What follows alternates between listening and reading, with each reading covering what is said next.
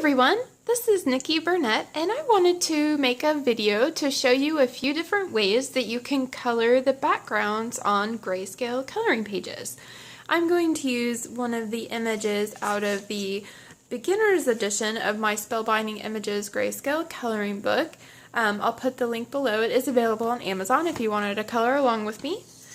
The image I'm going to be using out of the book, her name is Jaina, and she's a mermaid, and I chose her because she has a background that I have in a lot of my work. It's a mottled, sort of textured background, and I've had a lot of questions on the best way to color them. So I wanted to show you some different materials that you can use and what the effects look like.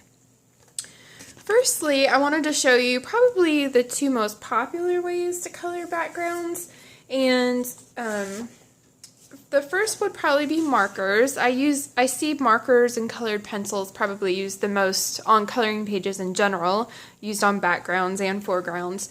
Here's an example I colored with markers, and you can see here is that same sort of textured area that I did color with markers. I used Spectrum Noir, which blend very nicely. The problem with using markers on larger areas is they can be streaky, even higher end markers like Spectrum or Prismacolor or Copic can be streaky. But you know, you can produce very nice effects with them, so if you have them, give them a try. I'd say that's sort of their only downside. And then the other way that you can do them is with colored pencils. And here's another version of Priscilla that I colored with colored pencils, and here's this same area. I used about 3 or 4 different colors of colored pencils in that area, and you can see colored pencils are a much more opaque medium when coloring over Grayscale.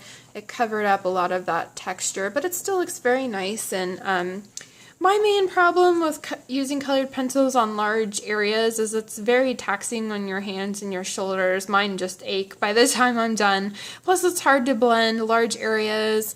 So that I'd say that was the downside for me with colored pencils, and why I sort of went looking for an easier way to color these sorts of areas on my Grayscale coloring pages.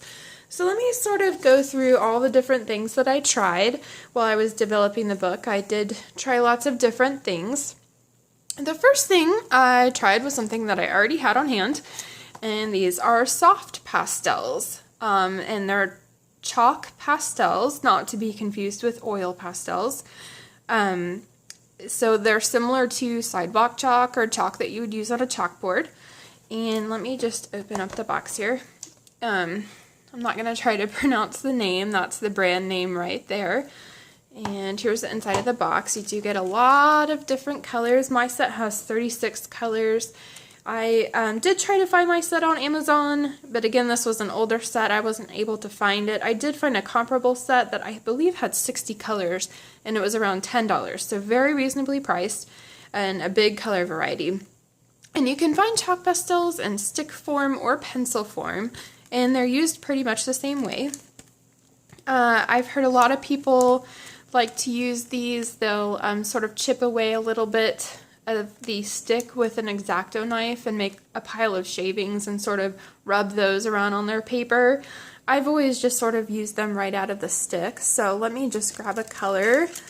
I'll grab a couple of colors here so you can see some blending, and we will try them on our mermaid here.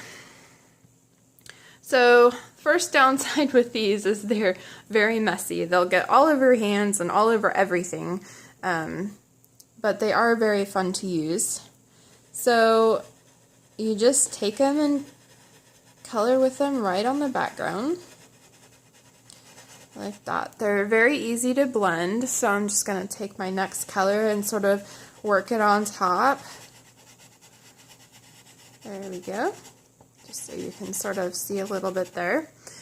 And you can see how dusty they are. They will create a lot of dust. I'm going to take a Q-tip, and you can just sort of rub it around, and you can see it creates sort of a nice transparent color over that background there.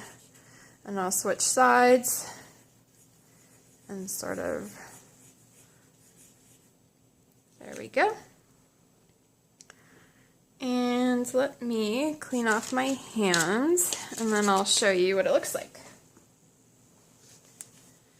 So these sort of got knocked off my list of favorite materials to use on backgrounds simply because of how messy they are. I have 2 small children at home, and I do try to do most of my work while they're napping or sleeping, but occasionally I'll try to get something done while they're playing, and I'll have to get up and tend to them, and then my hands are all messy and my workspace is all messy, so that was kind of why I didn't enjoy these as much. Let me just sort of knock off the dust here so you can see what we're looking at. So there you go. It can create really nice effects. And if you used multiple layers, you could build up even more vivid color. And they're nice and transparent, so the texture of the grayscale image still shows through that color. But again, that's sort of why I didn't enjoy them so much. It was just because of how messy they were. So I went searching for something else. Let's see. The next thing I tried was pan pastels. Pan pastels are very similar to chalk pastels, but they're much more expensive. They're very rich, pure pigment, and this is about $8 for one color. So I only tested one color because I didn't want to spend a fortune buying all the different colors, but they are very fun to use. But my problem with them is, as you can see, the top just screws off of that. My problem with them is I found that the pigment was too rich and too vivid. It just sort of covers everything up. They're very opaque. So I'm using a makeup sponge applicator here. I'm just rubbing a little bit off of there, and just rub it right there on the background.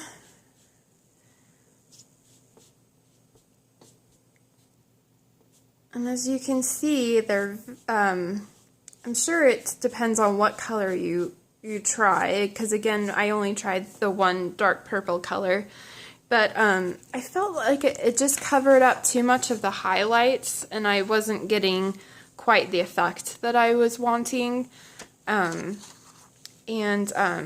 just a little too opaque for my needs and too expensive. I wanted to find a more cost-effective solution to recommend to everybody, so this sort of was taken off my list for that reason. But again, if you have these, I'm sure lots of the colors work very well. Maybe some of the lighter shades would work better. So definitely give them a try if you have them and you enjoy them. I have seen beautiful work done with them on my coloring pages. So let's see, the next thing I wanted to try was eyeshadow, because I heard in all the coloring groups that everybody uses eyeshadow on their backgrounds, and I thought, what a great idea, I want to try it. And I didn't really have any old eyeshadow laying around, so I went out to buy a set, and eyeshadow is very reasonably priced, so I found the biggest, most reasonably priced palette I could find, and so I bought the Coastal Scents Ultimate Eyeshadow Palette, and it has 252 colors in it. It was $30, and if you want to use eyeshadow for your artwork, I would highly recommend this set. I wasn't able to find one really with more colors, and honestly I don't know what you'd even do with more colors than that. But it came in that nice box, and it was all nicely wrapped in bubble wrap. And let me just show you the inside. It has this black case that opens up, and it has 3 trays that come out, and they have these little ribbons, so they're very easy to pull out. And they have plastic sheets on top to keep them nice and clean.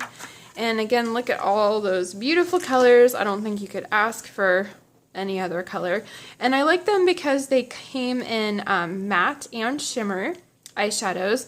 And as I was reading in the reviews that the pigment was very rich, and I did find that to be true. It is very rich pigment. Some of the other eyeshadow reviews said that they weren't very rich, and I really wanted the color to stand up to the grayscale image, yet be transparent enough for the grayscale image to show through, and I felt like these really sort of fulfilled those needs for me. So I just want to show you a couple different ways here that you can color with them. So we'll just take the sheet off, and you can use Q-tips or you can use makeup sponges, however you like to apply them. Personally, I prefer the makeup sponge, and these are nice too because you can cut them up smaller if you want to. You can buy a big set of these at the drugstore for really not too much money.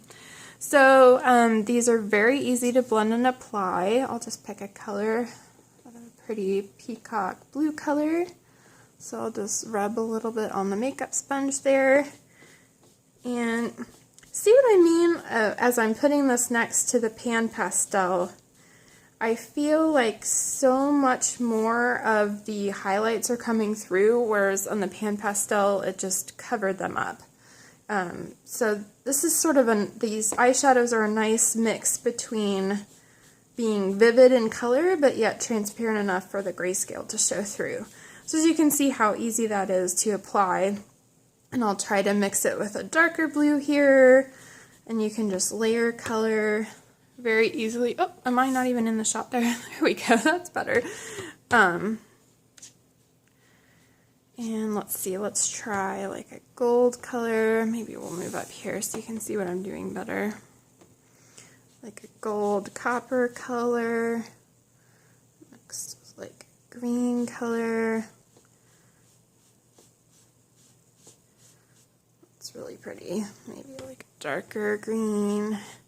So see how easy that is to sort of mix and blend, and it's really pretty fun too, especially over the grayscale because it just instantly comes to life and is transformed with the color on top.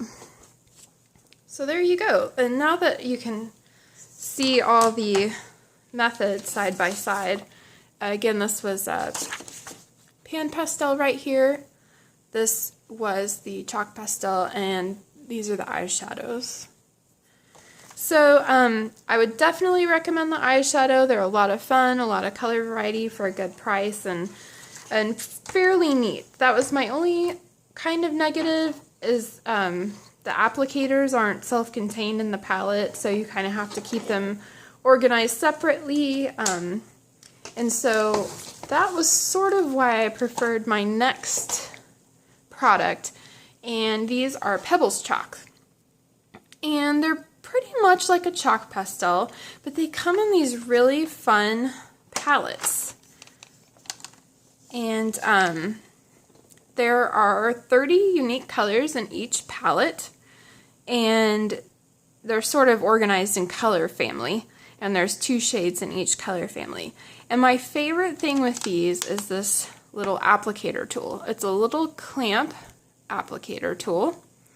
And then there are these poofs underneath each color family, a small, a medium, and a large. So you decide what size poof you want to use. If you're trying to cover bigger areas, choose the big poof. If you're doing more detail work, choose the small poof. And you just sort of clamp it on like that. That one stuck to that other guy. I got a little bit. You got to make sure it hangs off enough so that you can apply the chalk to it. But see, isn't that fun? I really like how everything is self-contained and you don't have to go hunting for anything else. You just pull this out and you can get started. So this is the classic chalk set. So these are just basic colors. They're a pretty nice consistency. These are a little dustier than the other ones I'll show you, but still not too dusty. So let me try a brighter color here. Let's do maybe purple. And so you just grab the poof and you rub it on the chalk like that, and it gets on your poof. And then you just apply it. And it's very easy to move around. And let's try mixing it maybe with this green color.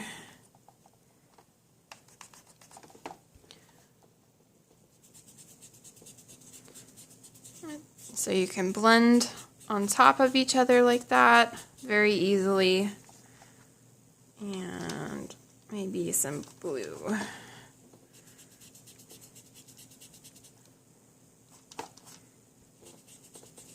And these chalks, they're very versatile. I've actually seen people do entire colorings with these chalks, and they're absolutely beautiful. They'll do the skin tone and the hair and everything with them. And let's see, let me put that down and sort of get a close-up view for you so you can see. I'd say they look pretty similar to the eyeshadow. The only reason I prefer them is, again, because they're self-contained in the little tin. So that was the basic set. I'll show you a set that I didn't really care for as much. These are the metallic cream chalks, and they're a lot more oily consistency. Let me open them. Again, you get 30 unique colors, and you get the same applicator tool. So let me just see if I can show you sort of the consistency. They're wetter and sort of like a creamy foundation makeup sort of a feel to them. I don't know, I just found them kind of strange, and then I thought that it was really messy once I got done with it. Just sort of like a greasy sort of feeling on my paper that I didn't really care for that much. But, you know, give them a try if you think you might like them. You might have different results than I do. Let me just show you the blue here. I just didn't feel like they went on quite as smoothly, and they're a little like cakey kind of a consistency. It's kind of hard to describe, but let me just show you. They're a lot more opaque too. You can see they covered up a lot more of the grayscale image than these the basic colors did. So I personally wouldn't recommend these, but you know, if you want to give them a try, you definitely can. My personal favorite are the pearlescent chalks. This is the pearlescent 30 jewel tone shades, and they have a very nice subtle shimmer to them. If I can open that. Okay. And you get 30 colors again, and the same poofs. And can you see that? It's just a nice shimmer. It's not overly glittery or anything.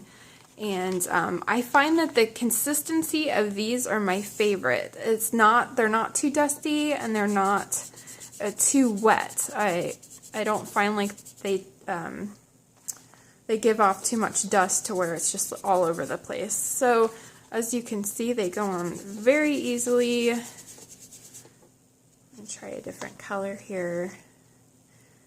I always have to remember to switch the poof. A lot of times I'll just use the same poof and not realize it till the end, and it gets all messy. But you can sort of wipe it off on cardstock if that happens. So as you can see, you just sort of blend them really easily together. Let me try the blue.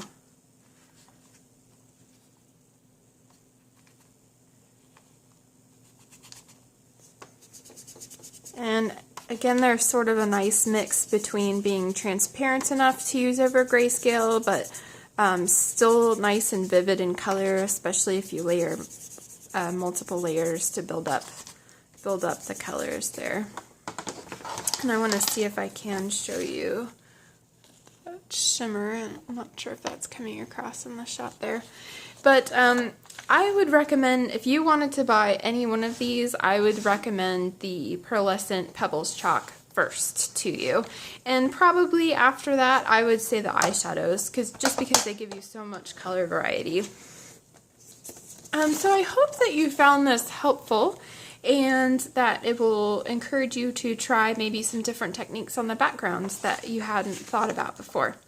And I really hope you enjoyed watching the video.